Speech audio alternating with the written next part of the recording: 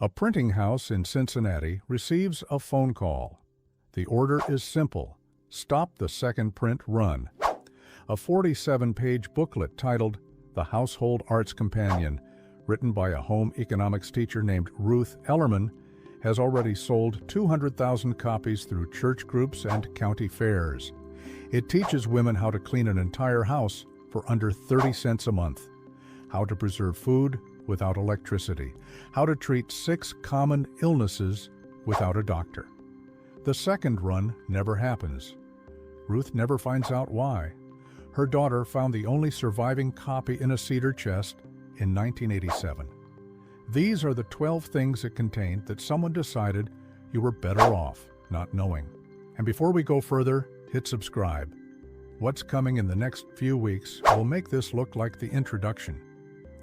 Here's what I want you to notice before we start. Every single trick on this list has one thing in common. It removes a middleman, a store, a doctor, a brand. That's not a coincidence. That's the pattern. Keep counting them.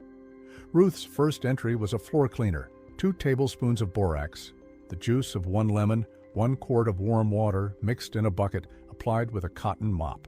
The smell was sharp and clean, citrus and mineral, like a pharmacy that also sold fruit. It cut grease, killed surface bacteria, and left a faint shine on linoleum that lasted 3 days. A box of borax cost 18 cents in 1961 and lasted 4 months. A lemon cost a penny. Today, a bottle of commercial floor cleaner costs between $6 and $12, contains synthetic fragrance compounds linked to respiratory irritation, and has to be replaced every 3 weeks. The formula didn't change. The price did. Ruth's grandmother came from rural Tennessee. She never once took a child to the doctor for bronchitis. She sliced a raw onion, warmed the slices in a low oven until soft, wrapped them in flannel, and laid the cloth on the child's chest. The sulfur compounds in onion, quercetin, and allicin are natural anti-inflammatories. The warmth opened the airways. Children who went to bed coughing woke up breathing normally. The American Medical Association spent most of the 1950s urging families away from home remedies and toward pharmaceutical solutions. By 1965, the onion poultice had vanished from most American homes. A 2021 study in the Journal of Ethnopharmacology confirmed that onion extract reduces bronchial inflammation. Ruth knew this in 1958. She learned it from a woman who never read a journal in her life. Stop. 3 tricks in. 3 middlemen removed. The floor cleaner company, the pharmacist, the doctor. This is not an accident. Keep watching. Before pesticide residue was a topic on health blogs, Ruth was already washing it off. Her method: 1 tablespoon of white vinegar, 1 teaspoon of fine salt, dissolved in a bowl of cold water. Every vegetable soaked for 2 minutes before cooking. The acetic acid in the vinegar broke down surface wax coatings applied by commercial distributors. The salt acted as an abrasive at the microscopic level, lifting soil and residue from porous skin. Today, produce wash sprays sell for $8 to $14 a bottle. The active ingredient in most of them? Citric acid and salt. Ruth's version cost less than a cent per wash. The formula is chemically identical. The label is the only difference. Ruth dedicated 2 full pages to cast iron, not to cooking in it, to saving it. A rusted skillet that a modern cook would throw away was, to Ruth, a skillet that had simply been mistreated. Her method: scrub with coarse salt and half a raw potato. The oxalic acid in the potato lifted the rust. The salt acted as the abrasive. Rinse, dry immediately on the stove over low heat. Rub with a thin coat of lard while still warm. The skillet your great-grandmother used in 1930 is still in someone's kitchen right now, still cooking. It will outlast every non-stick pan manufactured this decade. A new non-stick pan costs between $30 and $80 and has to be replaced every 2 to 3 years as the coating degrades. Ruth's cast iron cost $1.85 in 1940 and never needed replacing. It only needed patience. 2 tablespoons of dry mustard powder, 4 tablespoons of flour, warm water, mixed to a thick paste. Spread on a cloth, folded once, and laid on the painful muscle for 15 minutes. The allyl isothiocyanate in dry mustard causes vasodilation. It brings blood to the surface. Increased blood flow to an injured muscle accelerates healing. This is the same principle behind every heating pad, muscle rub, and warming patch on the pharmacy shelf today. Bengay, Icy Hot, Thermacare. They cost between $8 and $22 and contain synthetic versions of the same chemical compound. Ruth's version cost 11 cents for a tin of mustard that lasted all winter, and she knew exactly what was in it because she made it herself. 5 down. 5 products you will never need to buy again. The booklet had 12. Ruth got through 7 before the phone call stopped everything. Here is what I want you to sit with. This knowledge didn't disappear because it stopped working. It disappeared because it worked too well. Ruth saved every eggshell, dried them on the windowsill, crushed them fine with a rolling pin, worked them into the soil around tomatoes and peppers. Calcium deficiency causes blossom end rot, that black sunken patch that destroys the bottom of a tomato just before it ripens. Commercial calcium spray for gardens costs $12 to $18 a bottle and has to be reapplied after rain. Eggshells are 95% calcium carbonate. Crushed fine and worked into the soil, they release calcium slowly over an entire growing season. 1 week of saved eggshells treats a full garden bed. The gardening industry makes $50 billion a year. Ruth's solution cost whatever the eggs already cost. Nothing extra, nothing wasted. Ruth's linen closet smelled of cedar, lavender, and dried rosemary. Not because she liked the scent, because moths hate it. She tucked small cotton bags filled with dried lavender and rosemary between folded sweaters. Cedar chips went in the corners of the closet. A fresh sprig of mint near the pantry door kept grain moths away from the flour and cornmeal. These plants produce essential oils that are toxic to moth larvae at the cellular level. Same science, same chemistry. But the mothball industry, using parachlorobenzene, a suspected carcinogen, dominated the market by the 1960s.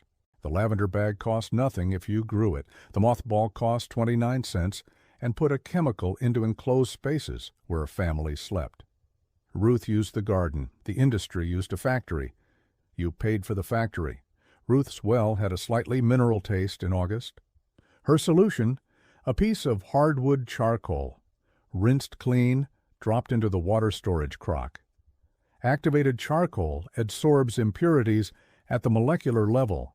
It is the same principle used in every water filter made today.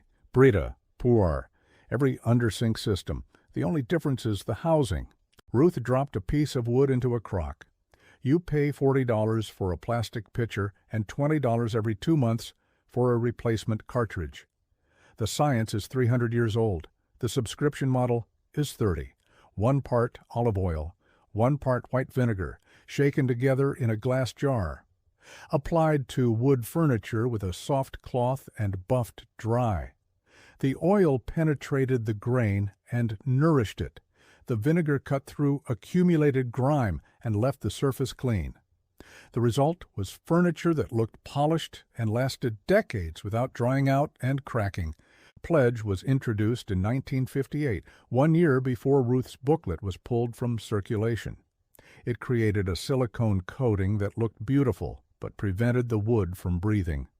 Over years it caused micro-cracking and dried the grain from the inside. The furniture that Ruth polished is still standing.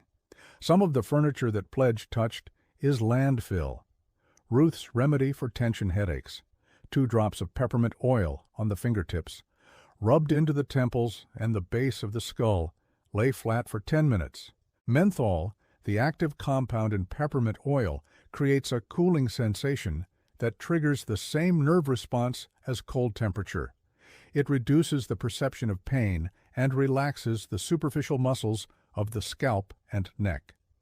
A 1996 study in Cephalalgia, the leading headache research journal, found that peppermint oil applied topically was as effective as acetaminophen for tension headache relief. A small bottle of peppermint oil costs $6 and lasts a year. Americans spend $4 billion a year on over-the-counter headache medication. Ruth didn't know about the study, she just knew it worked. Her mother told her. Her mother's mother told her. The chain went back further than anyone could remember. Before antiseptic became a product, it was a pantry item. Ruth's instructions were plain. Diluted white vinegar, 1 part vinegar to 3 parts boiled water, poured over a clean wound to prevent infection. Acetic acid at a 3% to 5% concentration kills Staphylococcus aureus, E. coli, and Pseudomonas aeruginosa, 3 of the most common causes of wound infection. Today, Pseudomonas aeruginosa is increasingly resistant to conventional antibiotics, but not to acetic acid. Hospitals in the UK have returned to diluted acetic acid irrigation for Pseudomonas wound infections. The treatment costs pennies per application. The antibiotic alternatives cost hundreds. The woman with the vinegar bottle in 1938 was not behind the science. She was ahead of it. Ruth saved the most important entry for the final page.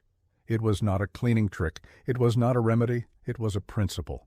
She wrote it in a single sentence. Never accept that a thing cannot be done simply because it has been made complicated. She was talking about housekeeping, but she was also talking about everything else. Every trick on this list was replaced by a product. Every product created a dependency. Every dependency required money, and every time money entered the equation, the knowledge left. Ruth taught home economics for 23 years.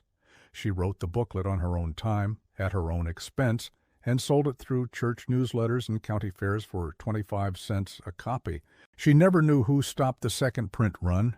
She never tried to find out. She just kept teaching. Her daughter still uses the cast iron skillet. It's the one she seasoned in 1951. It has never been replaced. That's the trick they couldn't stop. The knowledge that passed from hand to hand before anyone thought to make it illegal.